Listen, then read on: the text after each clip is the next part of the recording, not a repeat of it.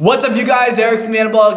Today I'm here to give you guys 3 little tips that will help you optimize your plank. But before we get into the video, guys, make sure to check the pinned comment down below in this video to download our new app, Exerprise. It is a workout generator app. You guys can check it out in that pinned comment down below. Download it, use it, you're gonna love it. But back to the video, guys. Now we're ready to tackle the plank. The plank is one of the most common exercises you'll see performed for the abs, and I wanna make sure you guys are optimizing the way you should, so let's do it. Tip number 1, guys, is gonna be how your arms are positioned during the movement. This is gonna affect the activation of your core depending on where you put your arms on the ground. So a lot of people do actually mess this up. So when we come down into the position on the floor, people get into the plank, maybe it looks something like this. Okay, so now we're in what we think is a good plank position, but if you look, my arms aren't exactly at a 90 degrees. That means my upper arm isn't perpendicular with the floor. Obviously my lower arms are going to be parallel with the floor because they're resting on it. So what we need to do in this position, because this position puts a lot of tension on the back and also the shoulders, we need to pull the arms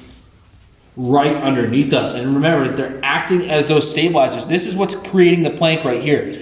Doing this allows the pressure to go right down through the arm, and we can focus on the core engagement for the rest of the movement. Another extreme example is if we're like this, and even just sitting here for a couple of seconds, you can see my shoulders are absolutely getting lit up, and I can feel my arms shaking, and my core isn't even tired. So you wanna make sure your arms are positioned at a nice 90-degree angle, keep them underneath you, and you guys can master the plank. Next tip. Tip number 2, guys, is going to be where our hips are placed during this movement. So obviously if we're in a perfect plank, we have our arms at 90 degrees. So now we're down here, right underneath our body, okay? We're here.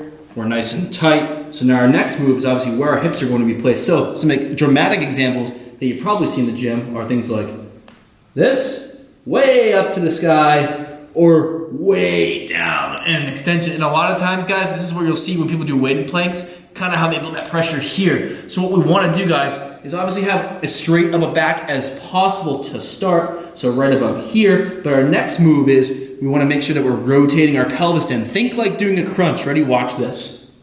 Boom. That small little movement, and you can already hear in my voice how much more tension is being placed on the abs, because instead of having our back extend like this, which we're trying to prevent during a plank, we're going into a small amount of flexion, which engages the rectus abdominis, which makes for a much stronger and sturdier plank. But guess what, guys?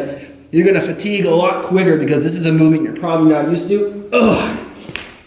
And it's a lot harder, especially when you go to add weight. So using this little tip, I guarantee you will feel an immediate difference in your plank. Tip number 3, guys, is when you are super advanced at your plank and now it's time to add some extra resistance. That's why I have this plate right here. So when you're adding the plate to your plank, you wanna make sure you're putting it in the right spot. So let's think of what we were just talking about here. When we're doing a plank, guys, we're trying to prevent the lower back from going into extension. So by combating that, we're creating flexion of the spine over that point of movement. So that little crunch movement we're talking about, basically, which is right near the hips in the lower back, that lumbar area. So when we're putting the plate on our back, and again, I recommend you have someone else do this for you. For the sake of this video, we're gonna try to do it myself here. You wanna make sure it's placed in the right spot, which is right over that point, guys. So when we're right here, we're flexing the abs, and that plate is pushing down on our back, because if we relax, see how we go into extension right here? We wanna make sure we're fighting that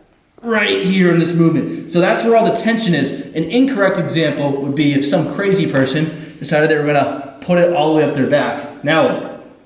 Now the weight is going down, it's going right through my upper body. So you can go even higher, higher, higher. And now all the weight is just going right onto my elbows, and my abs aren't doing anything here, guys. So it's very important to put the weight in the right spot, putting it right on that part where it's going into extension, flexing the abs, engaging the core, making sure that plate doesn't allow your body to sag right into the ground. So to wrap things up, guys, remember our 3 tips here. Arm positioning. Upper arms perpendicular to the floor. This creates a nice sturdy place for us to start our plank. Tip number 2 is just rotating the pelvis, guys, creating a little bit of flexion in the abs to engage the rectus abdominis to prevent our back from going into extension. And tip number 3 is just making sure that plate is right on that point, that where it's going into extension, and we're fighting it with flexion in order to keep our back nice and straight, or as straight as possible, and engaging those abs and increasing your core strength, guys. So I hope you liked this video. If you liked the video, you better give the video a thumbs up and leave a comment down below, and I'll jump in there and say hi with you guys. Anyways, guys, I'm gonna see you in the next video. Peace.